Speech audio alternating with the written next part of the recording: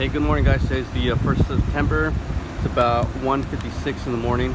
I got the oil change on the Ford Jubilee. I don't know what year it is. If you guys happen to know, please let me know. It's got this random gas tank on there. It's kind of scary because the fuel line, see that black line right there, runs right in front and below the exhaust. One thing that's interesting is that spring right there. That metal bar has a spring. There's a spring. It's facing that way. It's broken. But that happens to be the throttle on these tractors. If, of course, oh well, the spring just came off completely. But that's not where it goes. It goes in the little hole over here, and attaches to the hole over there. The point of the video today is to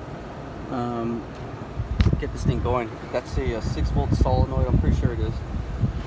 What I did is I hooked up my new electronic ignition directly to the battery. This is a gravity feed carburetor. See, there's no air filter. There is an air filter. It's this box here, but I can't understand how the heck I'm supposed to turn this thing around, bring it from that opening right there, which just happens to be the same diameter as this opening right there. One thing I have done is I did order an alternator, 12-volt alternator, because I believe that's a 6-volt. The capacitor that was on here was a 6-volt capacitor, and I changed it out. The starter may be a 6-volt starter as well, so that may get burned out pretty soon. So I'll need to change that out. Let me go to the other side and just show you what I did as well. Oh, this is the Ford F-150 XL base model that key wasn't working, so I bought a new ignition lock cylinder off of Amazon for 25 bucks, or maybe eBay, and it's running. The AC on this is ice cold. I need to check the pressures because jumper cables right here, all the way over here. It didn't reach, so I had to set up another set of jumper cables, and then just run it all the way up to my battery there. That's a 12-volt battery, but that's a 12-volt capacitor. Put some new wires on there. This wire set did not come with the main wire that goes from the capacitor to the coil. I'm sorry, to the distributor cap. So hopefully it still works. Got 2 wires out of the new ignition coil. One goes to the positive on the coil, and the other one goes to the negative. So the distributor is this, and it's got the new electronic ignition system. I'm gonna buy a new oil cap or baffle, and also I guess this is an old EGR system. Well, it's not a recirculator, it's just an exhaust gas release place. It's pretty neat. Maybe I can figure out a way to recirculate that exhaust gas. I haven't done anything else. The idea today is just to get it going. You can see nothing but rust. I did spray everything with transmission fluid. All my boats have been sprayed with transmission fluid. I generally like to use acetone, 50% acetone, 50% transmission fluid. Oh look, I didn't spray those bolts there. You see all my other bolts have been sprayed. Also throughout the vehicle, I just sprayed all my unions. Sprayed everything with transmission fluid. You can see that pin's about to come out. So many possibilities, the forensics on this, if you would, of what caused the death of this tractor. But I happen to be an ICU nurse, and I don't believe in death. Death is for med-surg, death is for home, death is for palliative care. Death is not for ICU. Life is for ICU. You come to the ICU to get healthy. So let's see if we can get this thing started. My battery just told me that I got 20% left. I made that other video and I lasted quite a while trying to make it. So let's hurry up, run across here. 1 in the morning. My girlfriend happens to be a nurse as well, so she's working in the morning. Hurry up and get home. I'm sure she'll text me in just a little bit. Where the heck are you?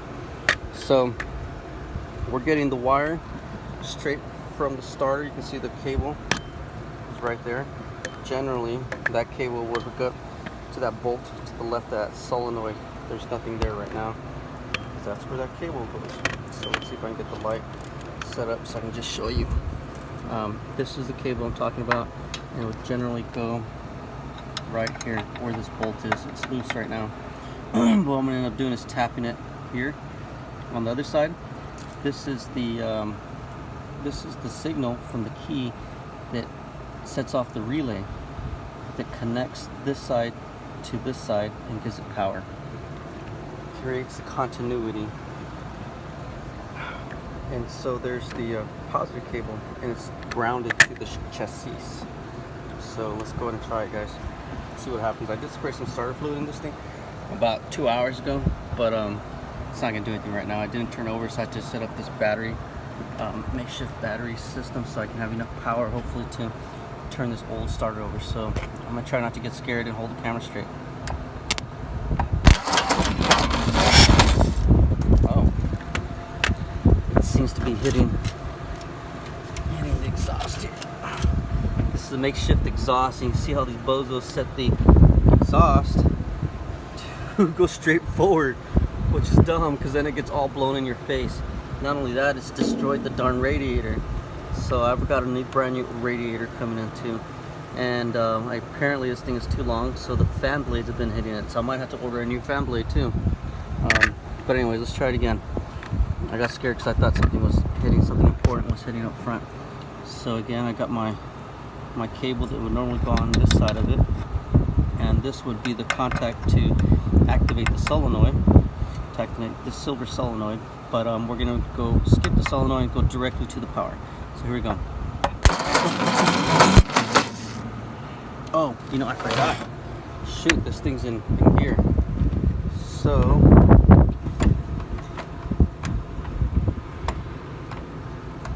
well, I might not be able to start it because I don't even know how to pull it out of gear.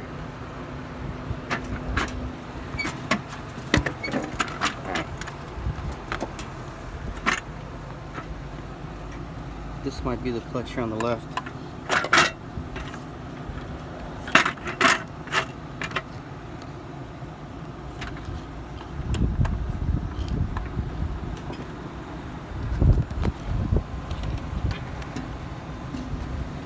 Oh, interesting. They welded, at one point, welded a bar together, I guess.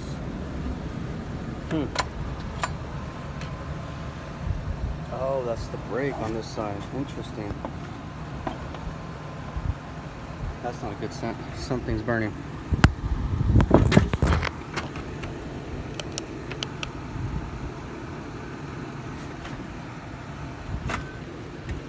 I think it's coming out from behind me. There's lots of construction going on here. Anyways, my goal right now is to get this darn thing out of gear. Probably won't be able to because everything's engaged, so I'm gonna have to loosen all my tension on this thing and put it in neutral. So you can see all my straps here to hold this thing in place. Got at least 5 straps. So anyways, let me disconnect the battery because it smells like copper is burning, but I think that the wind just changed directions. And there's a refinery downwind for me that happens to be downwind for me now. See all these straps? I got all my straps in place. I didn't want this thing to move when I towed it home from Waxahachie, Texas. Had just rained too, so I bought these straps. They're really nice straps. They're Husky straps from Home Depot, and they do well. So I always carry a styrofoam cup. It's dirty as heck, but my gallon of water and ice, and that's what I do. I try to not drink sodas. I was getting really fat, and I've lost about 6 pounds the last week or so. So, really good to have good things, trying to stay healthy. So I'm gonna have to stop there. I think it's gonna go well. You may or may not have noticed, but the tractor is trying to move forward, which is a great thing for me. I already put new oil in the setup. I got a new coil in there. I got the new ignition. I might have to adjust the timing a little bit. You can see that's one of the bolts for timing, and that's another bolt there to loosen it and rotate my distributor to time it a little better. I did put some fresh gas in there. The gas that was in there smelled just like lacquer, and it was red in color from rust. I did flush it out with some fresh gas as well until I got some clear gas going into the carburetor. Brand new spark plugs, brand new wires. I will order a cap, distributor cap as well. There'll be a lot of new stuff on this to make sure this thing is successful. You can see all these hoses. I didn't quite understand earlier that this is just a low pressure hose. It's got hose clamps, just generic hose clamps on it. So I'll just get another piece of generic hose, 1-inch hose, as it seems to be the feed for the main system here. And I should be good. Fill this reservoir back up with some hydraulic fluid, and we might actually have hydraulics here pretty soon. You can see they're all blown up, so I might get showered in this if they pop. I did order 100 feet of hydraulic line on eBay. I think it's like 150 bucks for 100 feet. And I bought a bunch of different fittings. Some of these fittings are reused fittings, some of them are not. So luckily this one is. That's great. There's a few that are and a few that are not. I'm getting bit by something. Gosh, I end up going to sleep with a bunch of red bites all over me. Anyways, guys, this is it. This video is getting long. To be continued on the 1950-ish Ford Jubilee.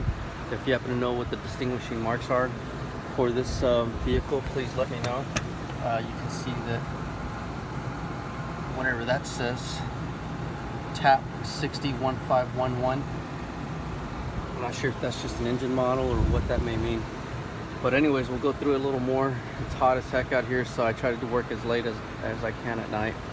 I need to make sure that all my fluids are good in the differential and the transfer and the transmission and all that stuff.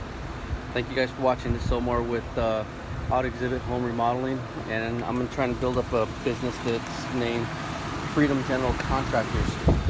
And this bad boy here is going to help me make some money. It's got a little bucket on it, but that's okay because it's got a little 3 or 4 foot bucket on it, but it just lets me get in tighter spaces and move stuff. So it might take me just a little bit longer, but this is not a big tractor either.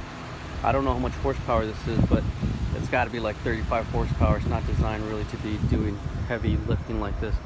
This backhoe here, can't wait to use this thing to help me make some septic tanks out there in Granbury, Texas, and start moving some mobile homes out there. All right, guys, take care.